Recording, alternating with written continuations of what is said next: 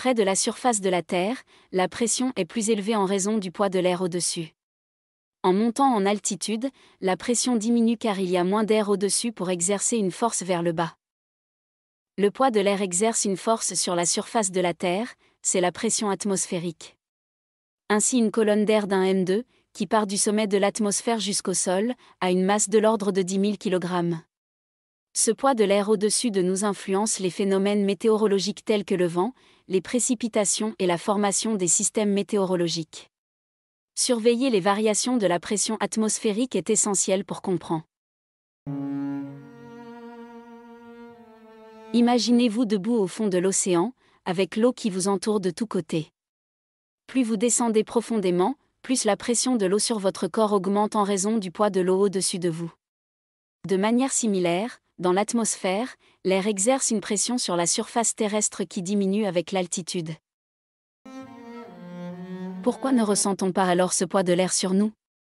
La pression atmosphérique est exercée de manière égale dans toutes les directions, donc nous ne la percevons pas comme une force externe.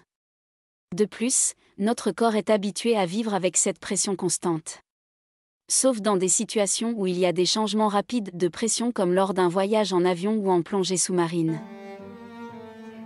Les météorologistes appliquent des normes définies par l'Organisation météorologique mondiale pour pouvoir comparer les mesures de pression entre elles.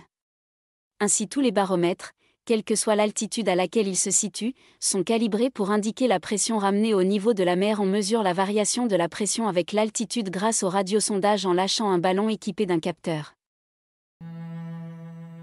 La connaissance fine des variations horizontales et verticales de la pression atmosphérique permet de déterminer les mouvements de l'atmosphère. Au niveau de la mer, la pression moyenne est de 1013,25 hectopascales, HPA, 1013, 25 HPA égale 1013,25 MB égale 760 mmHg. En tout point de la surface du globe, la pression ramenée au niveau de la mer varie au cours du temps.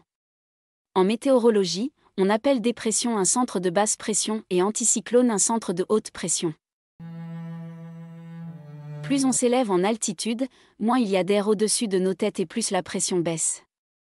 En moyenne, la pression atmosphérique diminue de 1 HPA tous les 8 mètres. Pression moyenne à 1500 mètres d'altitude, 850 HPA pression moyenne à 3000 mètres, 700 HPA pression moyenne à 5500 mètres, 500 HPA. Les dépressions zones de basse pression et les anticyclones zones de haute pression sont appelés centres d'action pour une raison précise, ils sont responsables des mouvements de l'atmosphère.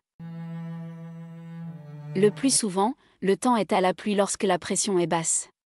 Lorsqu'elle diminue rapidement, le vent et le mauvais temps menacent. Ainsi, une baisse de pression atmosphérique est souvent associée aux intempéries.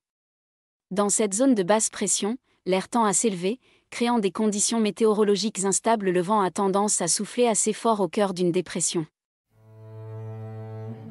Chaque jour la pression atmosphérique en un point varie indépendamment de la circulation atmosphérique comme l'océan, l'air de l'atmosphère est soumis à l'attraction des astres, responsable des marées. Cette variation quotidienne de pression c'est ce qu'on appelle la marée barométrique, elle est négligeable au pôle mais peut atteindre plusieurs hectopascales aux tropiques.